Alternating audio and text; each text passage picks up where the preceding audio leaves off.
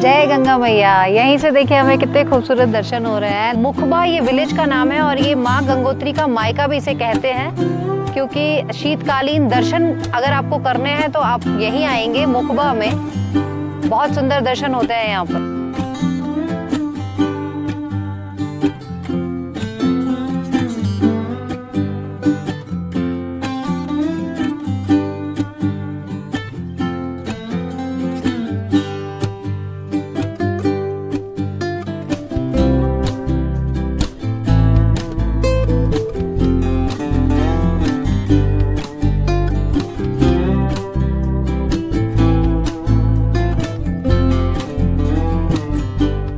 जय माँ गंगे, हर हर Gange. Hello everyone, welcome back to OT expert.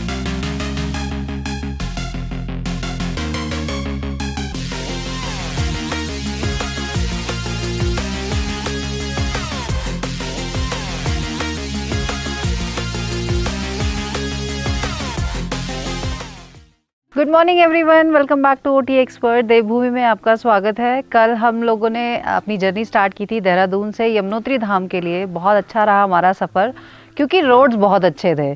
90% road हमें बिल्कुल अच्छे मिले।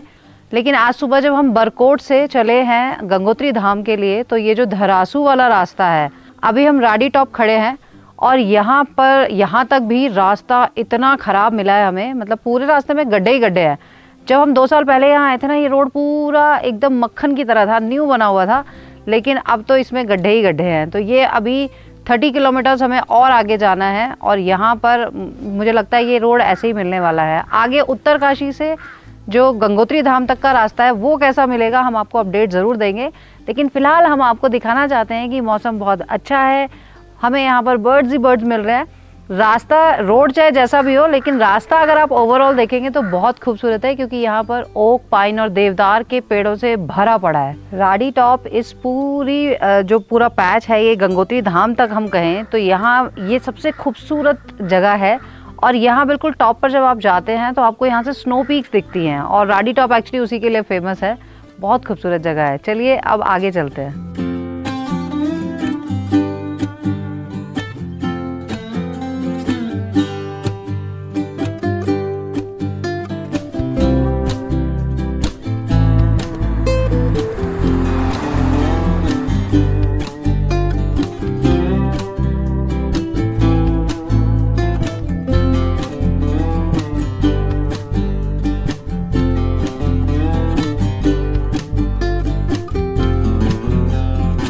बरकोट से हम पहुंच गए हैं उत्तरकाशी और यहाँ बहुत ही प्यारा मंदिर है काशी विश्वनाथ का, जहाँ पर आप भोलेनाथ के बहुत सुंदर दर्शन कर सकते हैं। साथ ही अगर आपके पास समय है, आप फिक्स्ड आइटनरी में ग्रुप के साथ नहीं आ रहे हैं, अपनी गाड़ी से आ रहे हैं या कुछ एक्स्ट्रा दिन निकाल के आ रहे हैं, तो यहाँ और भी बहुत सारी जगह हैं घूमने के लिए, जिसमें हमने जगन्नाथ टेम्पल यहाँ पर साल्ट विलेज में दिखाया था। बहुत ही पुराना मंदिर है, वहाँ पर भी आप विजिट कर सकते हैं।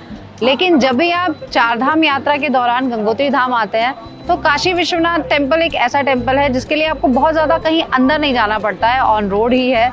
यहाँ पर आप दर्शन ज़रूर करें। इन्हें भविष्य के काशी विश्वनाथ कहा जाता है।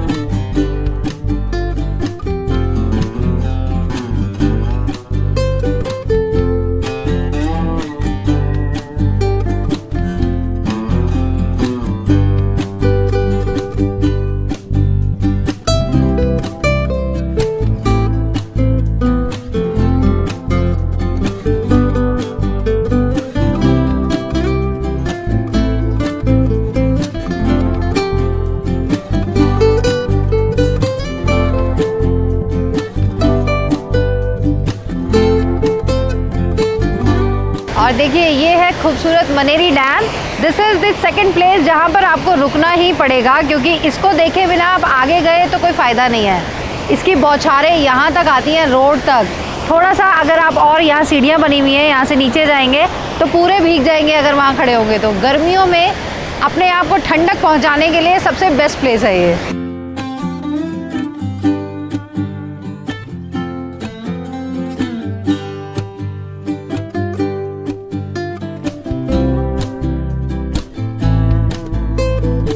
हम भटवारी से आगे आए हैं। 2 किलोमीटर आगे लगभग। और यहाँ पर एक गांव हमने बहुत सुंदर आपको पहले दिखाया हुआ है, बारसू।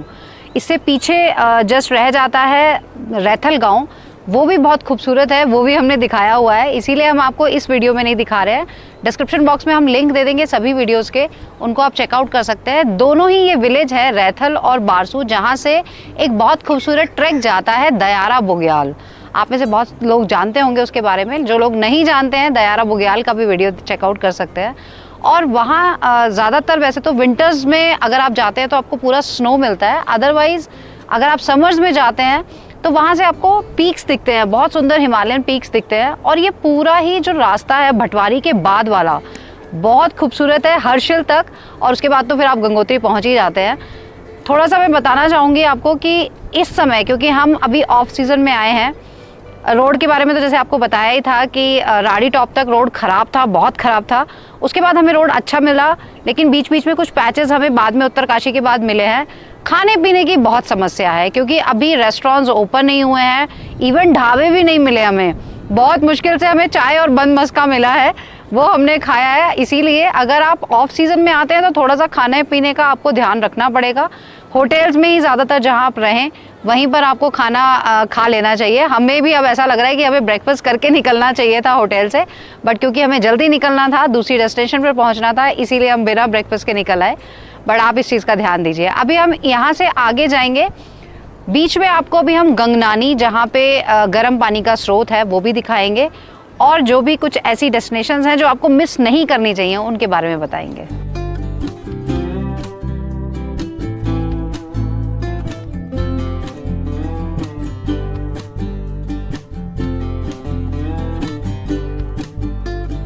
ये है गंगनानी, जहाँ पर आपको गर्म पानी का कुंड मिलता है। हालांकि अभी यहाँ पर कंस्ट्रक्शन वर्क चल रहा है तो पानी बंद किया गया है। जब आप आएंगे तो यहाँ पर आपको पूरा वैसे ही मिलेगा जैसे कि हम जब हमेशा आते हैं। यहाँ पर श्रद्धालु स्नान करके फिर आगे जाते हैं।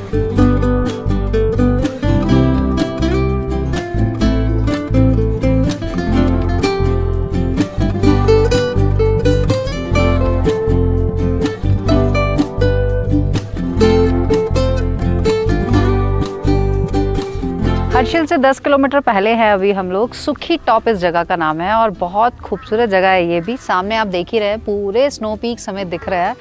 यहाँ अभी 3 दिन पहले भी स्नोफॉल हुआ है ऊपर, और हमारे लिए तो ये एकदम घर जैसा है। हमारी प्रेफरेंस रहती है जब भी हमें स्टे करना होता है तो हम हर्षिल में ना रहकर हम सुखी टॉप रहना ज़्यादा पसंद करते हैं। थोड़ा सा अलग है और भीड़ भाड़ तो बिल्कुल है ही नहीं। हर्षिल भी एक अच्छा ऑप्शन है, यहाँ रहकर भी आप वहाँ घूम सकते हैं और वहाँ रहकर यहाँ आ सकते हैं। यहाँ पर थुनैर के बहुत सुंदर जंगल भी है।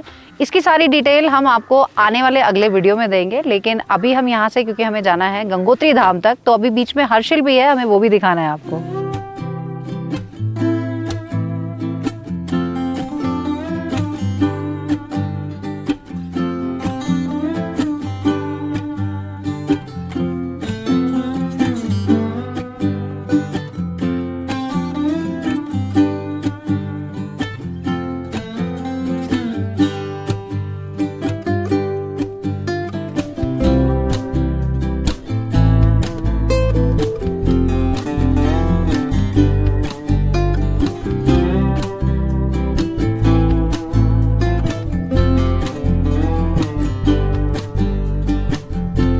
और फाइनली हम आ गए हैं अपनी सबसे खूबसूरत लोकेशन पर। उत्तराखंड की जो जितनी भी खूबसूरत लोकेशंस हैं उनमें से आप एक कह सकते हैं हर्षिल। और जैसे कि ऊपर से ही देखने में इतना खूबसूरत लग रहा है ये देवदार के पेड़, छोटा सा मंदिर, ये नदी, ये पूरी लैंडस्केपिंग आप इस तरह से देखेंगे ना, ऊपर snow peaks, oh my god, सच में इतना खूबसूरत है ये कि मन ही नहीं भरता इसको देखने से। जब आप गंगोत्री धाम की तरफ आते हैं तो ऑफ कोर्स रास्ते में ये ऊपर से तो आपको दिखता ही है इतना खूबसूरत जो प्लेस है हर्षिल, लेकिन अगर आप यहाँ रहने की सोचते हैं, कई बार आइटनरी में भी हमसे कहा जाता है कि आप हमें 1 नाइट का स्टे यहाँ दे दें या 2 नाइट का स्टे यहाँ दे दें, लेकिन पॉसिबल इसलिए नहीं होता है। एक तो डिस्टेंस क्योंकि कवर करना होता है, तो उत्तरकाशी बीच में पड़ता है। फिर भी हम कोशिश करते हैं कि एक साइड से आपको स्टे हर्षिल में दे दें, दूसरी साइड पे आपको उत्तरकाशी में दिया जाए जिन लोगों को आगे गुप्तकाशी जाना होता है। लेकिन हर्षिल एक ऐसी जगह है, मुझे लगता है कि यहाँ पर तो आकर अलग से रहना चाहिए।